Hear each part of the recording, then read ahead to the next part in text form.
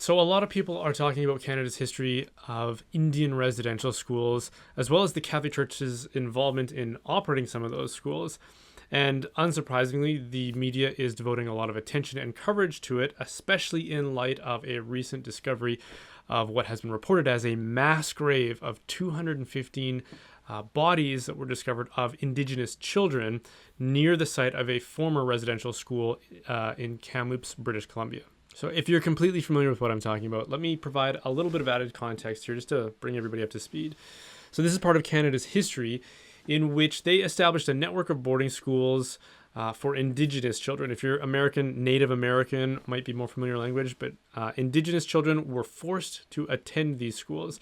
They were established around the 1870s, and then they ran well into the 20th century.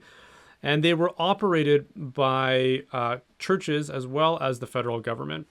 Churches including the Catholic Church, the Anglican Church, the United Church, and the Presbyterian Church. And very, very sadly, about 4,000 children died. That's one of the estimates that has been established from it. And as a result of coming to terms with that history, the government, along with Indigenous leaders and communities, established what became known as the Truth and Reconciliation Commission, or the TRC, back in about 2008. And ever since then, they have been working to try to expose the truth and to work towards reconciliation between everybody that was involved, including survivors, the people who operated those, including the churches and the denominations, as well as the federal government. Now, more recently, the gravesite that has been drawing a lot of media attention was found at a site that was operated by a religious order that was part of the Catholic Church, of which I am a follower. And as a result, understandably, there has been a lot of concern, a lot of heartbreak, a lot of grief, and a lot of anger, much of which has been directed towards the Catholic Church. And before I go any further, let me just pause to say that I don't represent the Catholic Church. I have no authority to issue statements on behalf of the Catholic Church. And I'm not employed by the Catholic Church in any way. I'm just an independent commentator who happens to follow the teachings of the Catholic Church, and I like to share my experience and the knowledge that I've gained in the process of doing so. So then why am I addressing this very sensitive and difficult topic? Well, it's not because I want to. This is, like I said, it's very controversial, and it's almost a lose-lose situation to try to address it in a fair and sober-minded way. But many people have reached out to me, people of faith, sincere Catholics, who have expressed quite a bit of grief, which I think is important to share, actually. For those who might be angry with Catholics, know that we're not just sitting up in our safe spaces resenting anybody who might be a victim of this or who might be expressing anger. We're angry and sorrowful as well. But many people have expressed to me that they are suffering a crisis of identity and a crisis of faith over this. And so I think it's important for me to maybe share some of the thoughts that I shared in some of those correspondences, some of the perspective that I shared. I was surprised by the fact that some of the things I said in those email exchanges were almost immediately comforting to those people. And so I hope that I can share that in this video format for anybody else who is struggling and hasn't admitted so. Lastly, as part of this preamble, let me say that I'm not trying to misdirect attention or to make excuses for the behavior of Catholics. I really have no interest in trying to defend the actions of, especially the reprehensible actions of Catholics as part of our history. I wish that residential schools never happened, frankly. I wish that the church had known better than to accept the invitation of the federal government to operate these schools. I wish that people had not suffered as a result of these schools and that people would not continue to suffer.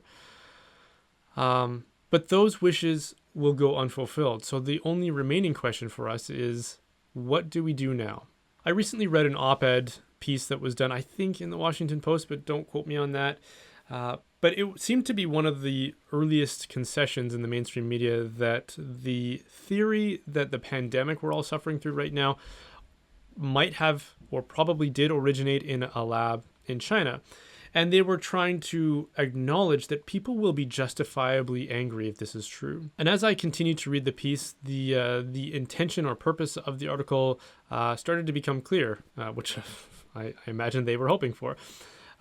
They wanted to establish that while we will be angry, justifiably so, We should wait for more facts to come in, and we shouldn't insist on a moral or legal response while we are outraged, and that we should allow cooler heads to prevail so that we can be a little more rational about it in whatever we do moving forward. This reminded me of the fact that as a father, sometimes my kids will do things that are worthy of discipline. And when those occasions arise, I try very hard, and I fail at this sometimes, but I try very hard to make sure that I'm not responding in anger. Because when I do, I know that I tend to amplify whatever it was that they did wrong in order to justify my irrationally angry state and whatever punishment I might want to inflict on them. And in similar fashion, I think that we all need to wait and let cooler heads prevail and allow ourselves to calm down before we decide, in the context of what we're talking about here and the news media coverage surrounding it, what comes next. And because that wisdom is so appealing to me in those other contexts, I have to admit I'm a bit reluctant and leery to listen to anybody who is insisting that right now, while tempers are hot, this is the moment to react and to respond and to make resolutions.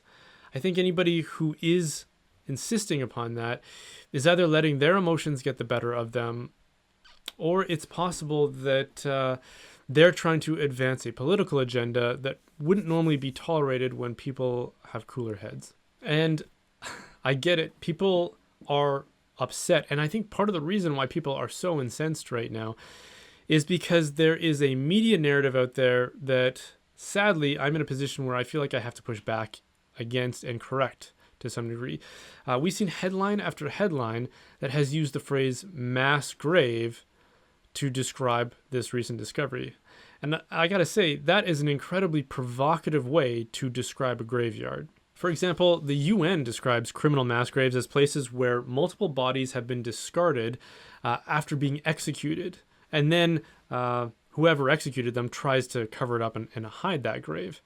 Those are the kinds of associations that come to mind when people use that phrase. The fact is, this is not a mass grave where it's like an open pit where a bunch of bodies were discarded by nefarious people. It is a grave site which features many unmarked graves, which would account for the many deaths that occurred at that residential school over its long history.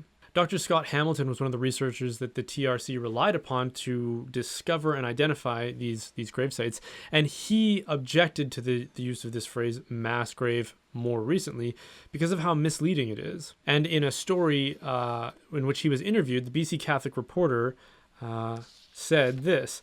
Hamilton said that the mass grave description misses the point with the residential school story, a story that unfolded over more than a century and in which appalling conditions led to high death rates due to disease, the most devastating of which was tuberculosis. Deceased students were often buried in simple graveyards near the schools because federal authorities provided no funding to send the bodies home or to conduct proper burials. The result, Hamilton told the BC Catholic, was that the children were interred in de facto paupers' graves with simple wooden crosses that have deteriorated and disappeared over the decades. His report found no evidence that school officials intended to hide the graves. And the fact that there are grave sites and that children died at residential schools isn't really new information. Throughout the time that the TRC was running to reveal the truth, this information was well established, again, by researchers like Scott Hamilton. So for anybody who is shocked by this, I would say it's probably because you haven't been paying attention. Everyone who had been involved with the work of the TRC and who had spent time listening to the stories of survivors, including the bishops of the Canadian Catholic Church, were shocked about this when it was originally first revealed many years ago. In fact, the Oblates, who were the religious order who operated this school out in Kamloops, back in 1991, they apologized and reached monetary settlements with survivors. And this brings us to another narrative that is playing out quite enthusiastically in the media, which I feel like needs some pushback and some correction, which is this idea that the Catholic Church hasn't apologized for what's happened. I've even seen representatives from other denominations like the United Church and the Anglican Church make that same accusation and almost mount a bit of a high horse saying, well, we've apologized, why haven't you? The truth is, the bishops of the Canadian Catholic Church have apologized, and they've been working with the TRC ever since then to try and find a path towards reconciliation. the focus now seems to have shifted towards the fact that the Pope hasn't apologized. Well, Pope Benedict did meet with survivors back again when the TRC was getting rolling, and many of those survivors had expressed thoughts of gratitude for the sorrow and the true pain that Pope Benedict had expressed in solidarity with them and their suffering. But perhaps the reason the Pope hasn't apologized formally is for the same reason that Queen Elizabeth, as an example, hasn't apologized, because neither of them were involved. An ordained Anglican clergyman named Michael Coran, who happens to be a former Catholic, recently wrote a very scathing op-ed repudiation against the Catholic Church for its supposed refusal to apologize. But I noticed a glaring absence from his article, which was that the head of the Anglican Communion, which is the Archbishop of Canterbury, has similarly not apologized. Again, and I don't think he should have to, but that's because he wasn't involved in the decisions that led up to the establishment or the operation of the residential schools. So the fact that people like Michael Coran and Prime Minister Justin Trudeau are so selective in their demands for apologies, it suggests to me that this, in their case, has less to do with true accountability as much as it does to score points against the Catholic Church. But some of you may be wondering, and I'm certainly convinced from correspondences I've had from people who have reached out to me recently, that are struggling with how a Catholic like me can remain Catholic in light of these revelations. Well, for my part, and this is just my perspective, I look at it this way. The Catholic Church is the largest religious group in the world. And the thing about such a large affiliation is that at any time, in any place, you can find lots of people who do not uphold and stand for the teachings of the Catholic Church. And this is certainly true today. There are people who dissent from the teachings of the church and who live lives which are contrary to the teachings of the church, and who do so very publicly. Prime Minister Justin Trudeau and President Joe Biden are perfect examples. Well, perfect is not the right word. They are examples of this phenomenon. And if there's any confusion about what those teachings are, Jesus Christ, the founder of the church, established what the moral imperatives of the church are. He said that the whole teaching of the law can be summarized in these two commandments: to love God and to love your neighbor as yourself. In other words, to love other people.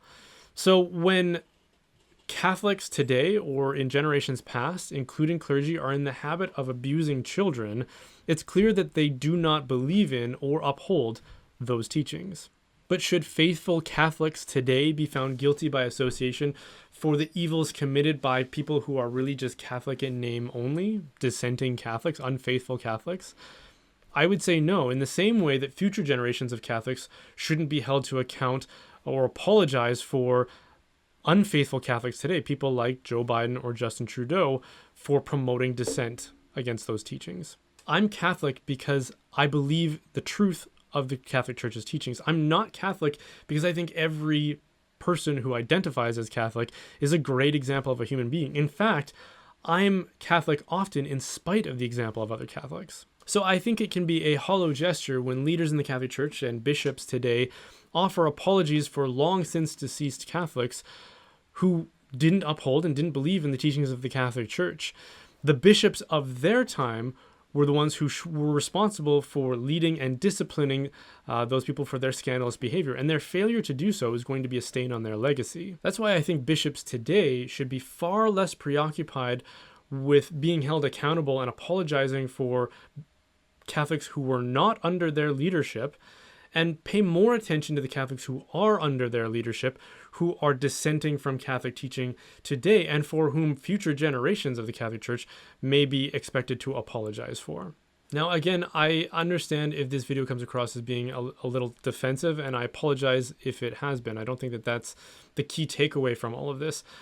But I think it's important to expose and correct misinformation, because the people who established the TRC and the Indigenous leaders who participated in it and the survivors who shared their testimony were committed to the idea of truth and reconciliation, exposing the truth and leading us towards reconciliation. But inflammatory and deceptive language around mass graves and supposed refusals to apologize neither promote truth or encourage reconciliation. The truth is that the church and the bishops have been quietly and diligently working towards those goals for years now. And if you're among those people who are now shocked by these revelations, then I would encourage you to get involved in that work and try to make a difference.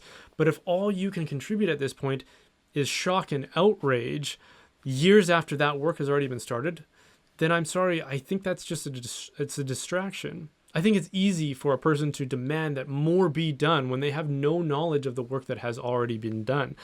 And the reason it's evident that some people have no knowledge of that work is because if they did, they wouldn't be shocked by the discovery of a graveyard near a former residential school.